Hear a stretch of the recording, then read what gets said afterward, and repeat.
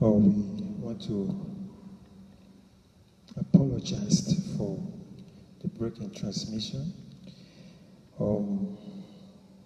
If you're joining us, this is not the beginning of this telecast. You do well to check the previous video. That's where the series of today starts from. But because of the little challenge we have in technical problem, we have to just make sure we tidy up this all-important topic now. Praise the Lord. Now, we have done with imperatives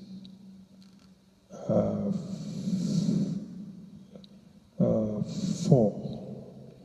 We are looking at the 5th imperative.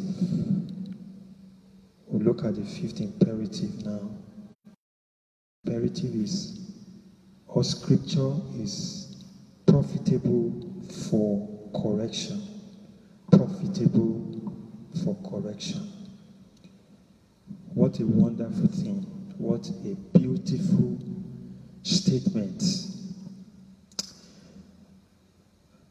The Holy Ghost says through Paul that the scripture which we have as Bible now is profitable, is instrumental, is wired together to bring correction. Wherever the Bible is honored, is exalted, is read, is taken as the first rule of life, it brings correction. And the word correction in this Bible passage stipulates a reformation, change of attitude. And if you read other translations, and as I studied before God, I discovered that the import of this Bible passage, of this particular phrase in scripture, is alluded to setting of a bone. Bones that are out of joints can be reset by a bone joiner. Philip modern New Testament translation says, resetting the direction of life. And I want us to know that the best of us has something to correct in his life. There is no man that has nothing to correct in his life. This life is a zone of constant amendment. A zone of constant amendment. You wake up every day, you should be able to see what to amend. You should be able to see what to correct. The way you serve God is subject to amendment. You can correct your life, correct your devotion, correct your interaction with men. And you see, you cannot be so corrected except you give heed to the word of God, except you give heed to the Bible. So anytime we get into the Bible or we have opportunity of hearing the word of God, we have the privilege of reading our Bible. It is a moment of correction. So the word of God is corrective. There are many things, sisters and brothers, to correct. Many things to correct among the children of God. Many things to correct in our own life. Many things to correct in the body of Christ. many things to correct in our homes, many things to adjust as husband and wife, many things to adjust as children. Our children can be corrected by the Word of God. The direction and trend of their life can be reset by the Word of God. Now, let's take for instance in the body of Christ. There are many things that have gone wrong. What we have now as Christianity is not what was handed down to us. It's not. If you are sincere and you want to be faithful to the Word of God, you want to be sincere to yourself and you don't want to lie to yourself, and you are somebody of sane mind, somebody that does not have insanity, if you are not insane and you understand the pure Word of God, as you look at the Bible carefully, you discover that what we have is not what was handed down. The reason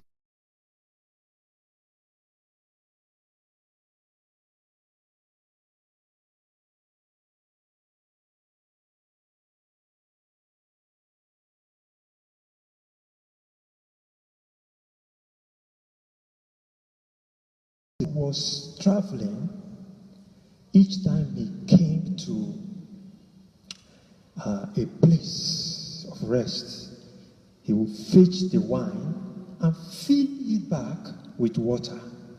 So he kept doing that. At the end of the day, when he got to France, it was discovered that what he had brought supposedly from him longer. But I want you to know, unless you believe that what is obtainable now is not the real thing, you will not appreciate the Bible. But if you have studied the Bible very well, you will discover that what we are practicing now and what we hold as Christianity now was not what was handed down to us. The original can be traceable to Scripture. So,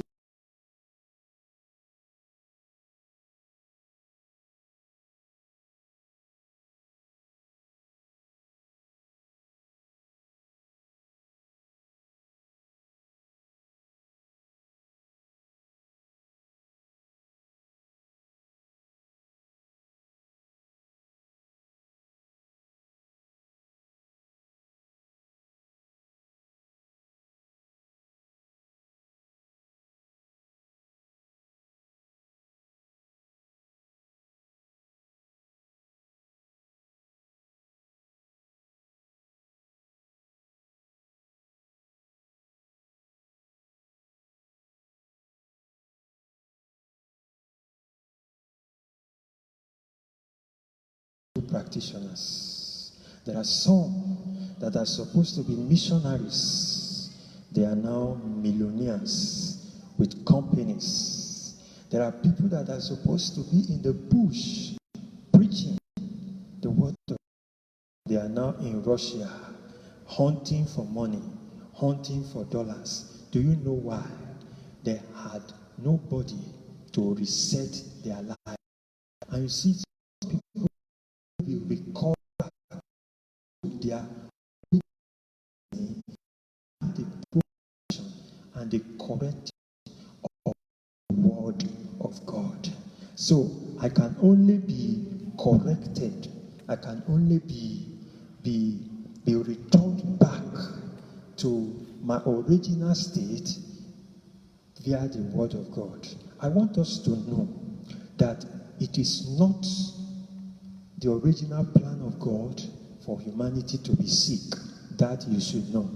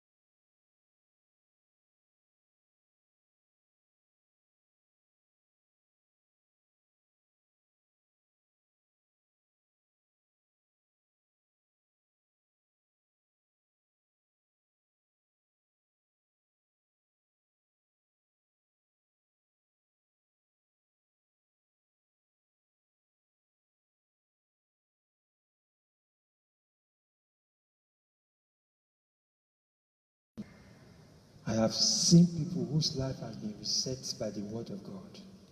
I've seen people who are going down the valley of the shadow of death, and their life, their direction has been reset by the word of God. Wherever somebody is heading to and you know is destructive to the person, it is not by leaving the person alone. It is not by shouting at the person. The word of God is not shouting. The word of God is not dialogue, as it were. The word of God is the word of God. Teach the person the word of God.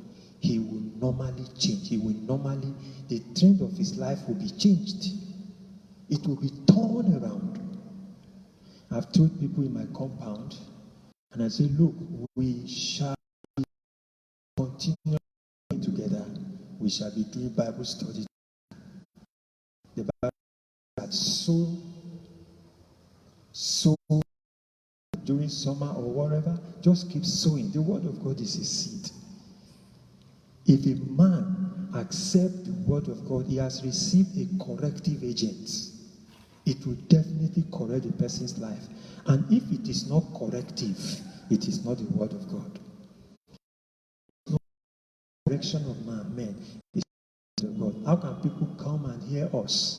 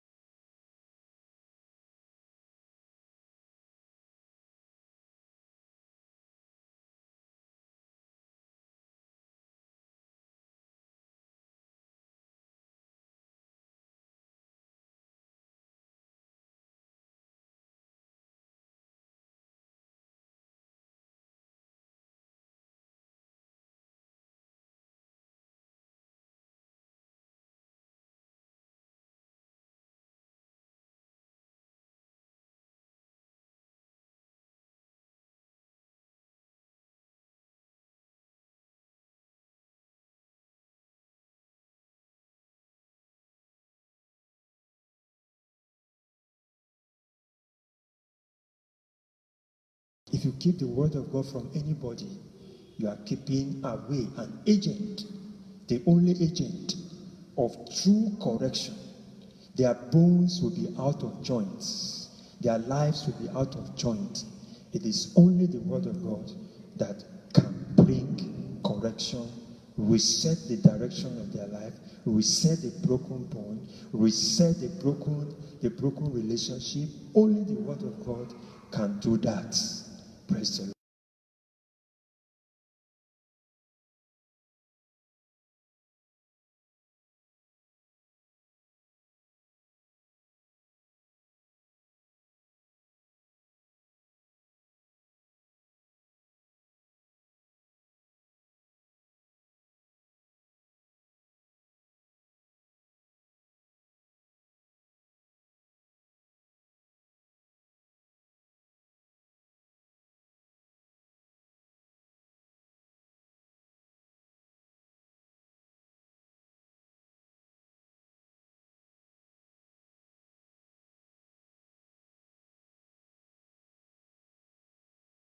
Nations unto all kingdoms in the book of Daniel chapter 4. That is the fifth imperatives. The fifth imperatives. The word of God is profitable for correction. That is the reason why we must return to it. That is the fifth reason why we must go back to the Bible. Why? Because it corrects. It can reset of our lives and correct abnormally. And if we are looking for correction, if our eyes open, see the abnormalities in what we think we are practicing as Christianity today, and we want the original, we want the broken bones of our devotion to be reset. It is only the word of God that can be used to set the of men. There are people that are going down the drain, the direction in which they are going toward. You don't like it. Brother, you have only one thing to give them. Nothing more, nothing less. If we want to correct the abnormality in Christianity today, it is the Word of God that can save it. The present predicament the church is going through, the message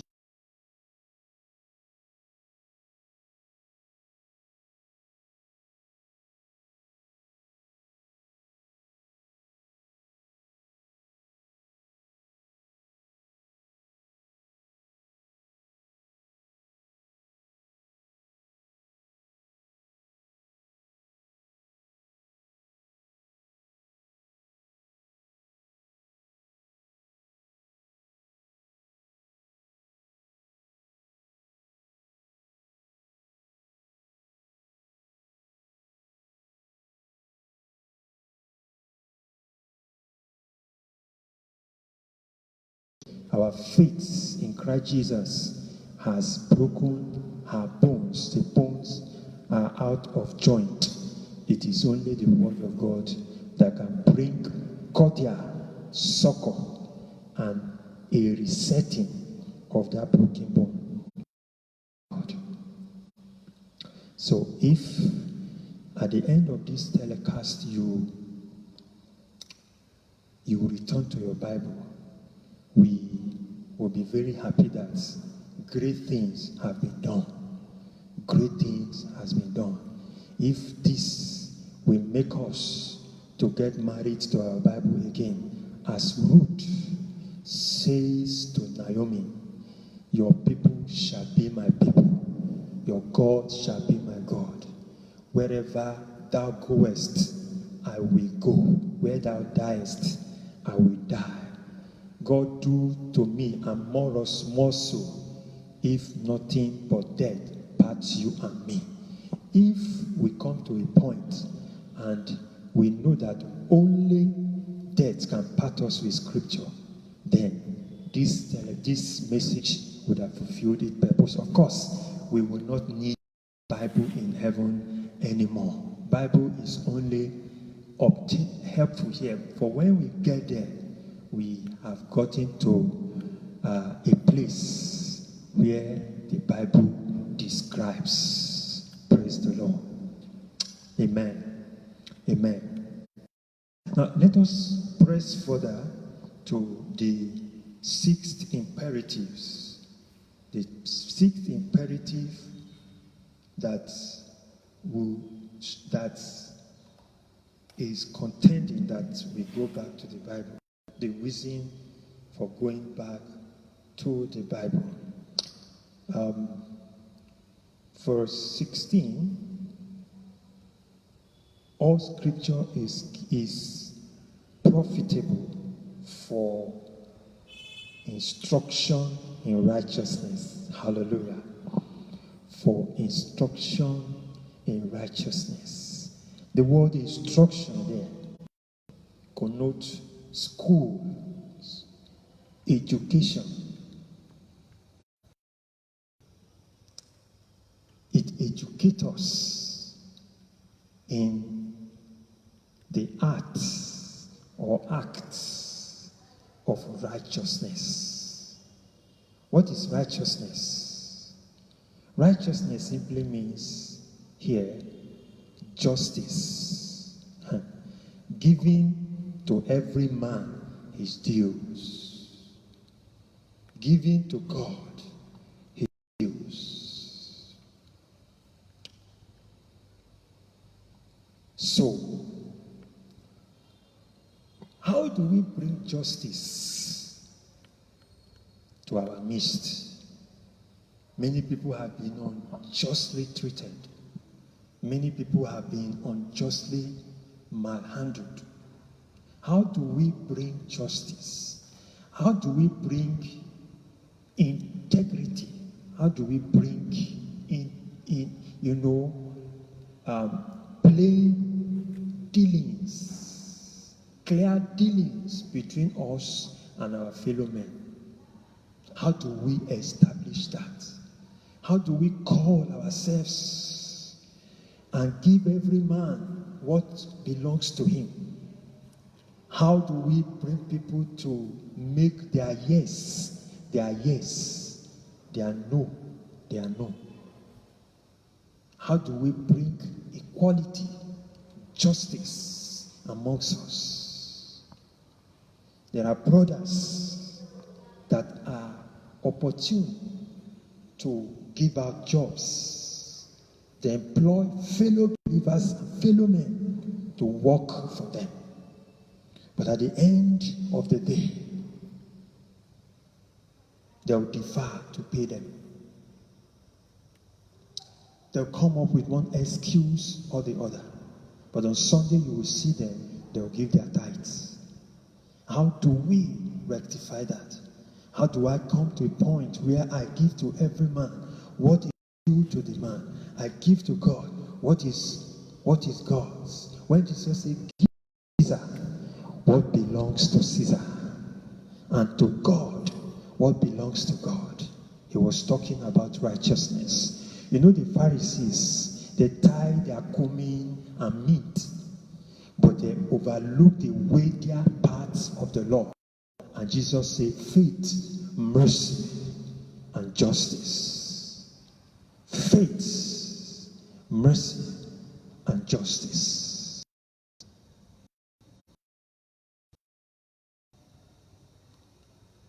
If you are not just, the only way to bring such plain dealing amongst us is to teach the word of God. Just to your fellow man, just in the sight of God, pure before him. You owe no man. The Bible says that those that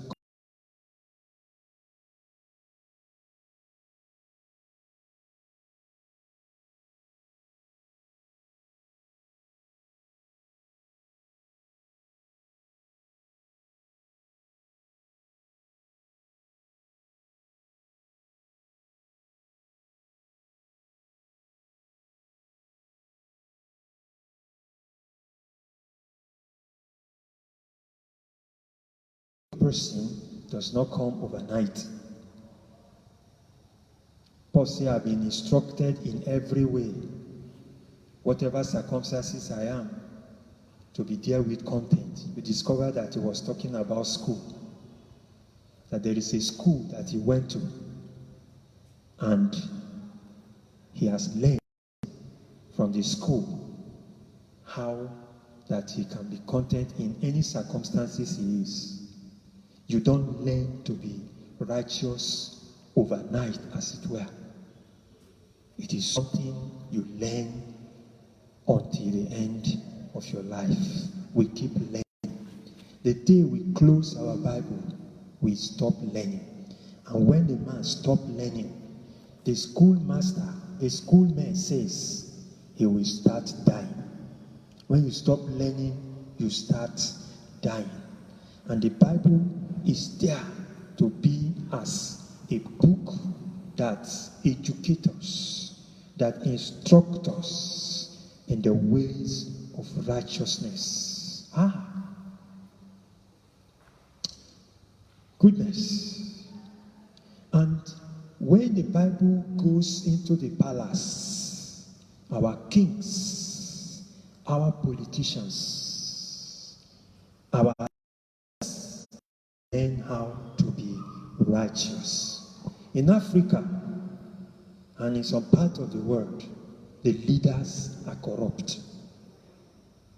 The leaders, any opportunity, they can make money out of the people. The money meant and due for the people, they will just pocket it for themselves. And these are people that take front row in the church. These are people that are deacons and deaconesses in our mega churches. And they have fat tithes to give to us. But those are stolen money and money belonging to the comfort of the populace and the masses. They are not just people. And the only thing to even make a judge to be just is the word of God. A judge that studies the word of God cannot give wrong judgment. He will not be one that will wrest judgment. He won't wrest judgment, he won't wrest justice. So, our politicians, our leaders in every area of life must be taught the word of God. Friends, as somebody that has opportunity to bring the word of God to men, as some of us do gradually and small, when you have opportunity of talking with leaders, what do you tell them? How can you have people that are the affair, are the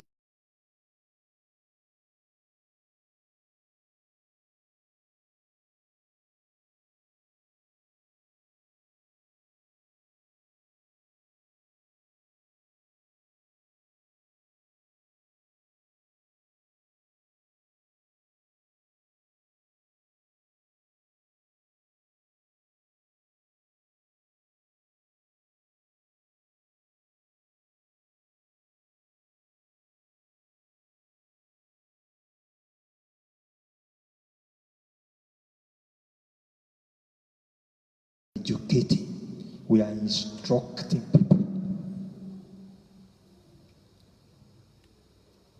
Waste that opportunity because of your personal gain, because of your personal quest for favor, desire to be known, desire to be famous. Friends, if you want to be famous, please don't be a preacher. If you want to be loved, you cannot be a preacher. If you want followers, don't be a preacher. If you want somebody that is going to be popular, don't be a preacher. And if you're a preacher and you are popular, it could be that the people love you, and they love you because you tickle their itching ears. But those who will preach the undiluted word of God, they are men and women who knows that they are educationists in righteousness, respecting everything that has to do with righteousness. Righteousness into our country. Righteousness needs to come into the nations. The poor are becoming poorer. The rich are becoming richer. Not because the rich are doing anything. They are not.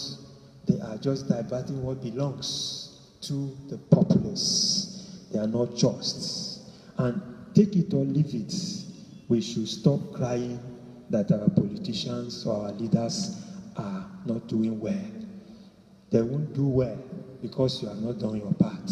You can only do your part when you flood them with the word of God. When they find space to come into our assemblies, don't look at their face. Tell them the truth. Preach the word of God as it is. And at the end of the day, the word of God is a seed.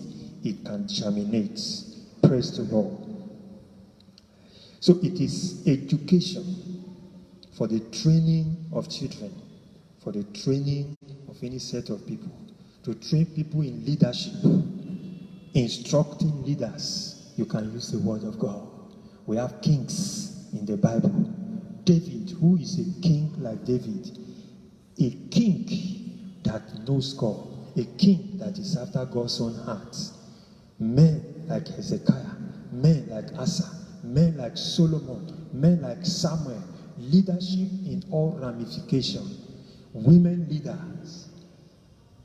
You can use the scripture to talk to politicians. Daniel was a great politician. You can learn from his life. You can educate politicians by the word of God, for it is profitable for instruction, for educating, for inculcating values into men and women. And that is why, sir, we must put the Bible on every shelf. We must put the Bible in the net.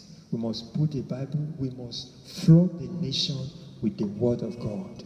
We must. It's a must. And it is your responsibility.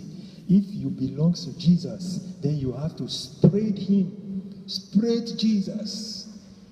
Spread Jesus. Smuggle him. Smuggle Jesus. When you are discussing football, smuggle Jesus in. When you are discussing politics, smuggle Jesus in.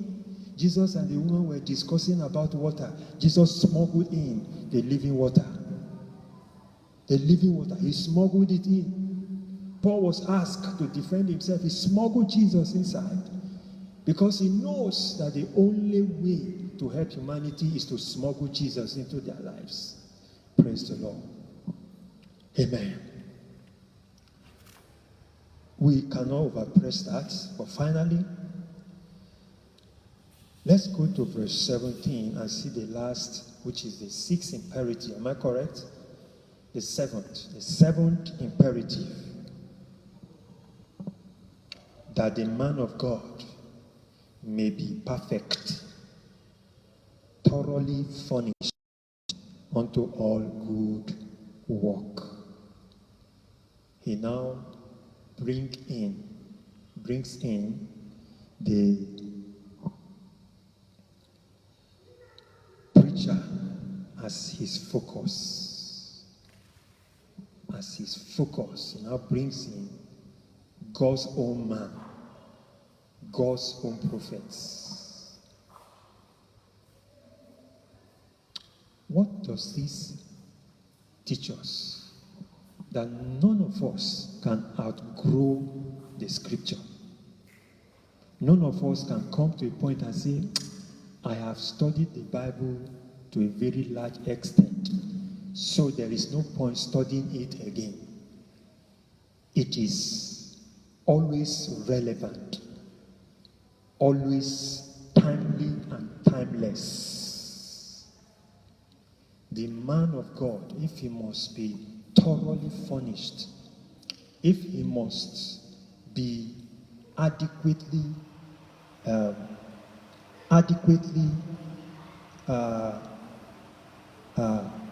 pulled together, if he must be adequately prepared for his work, he must do what? He must study the scripture. He must study the word of God. Praise God.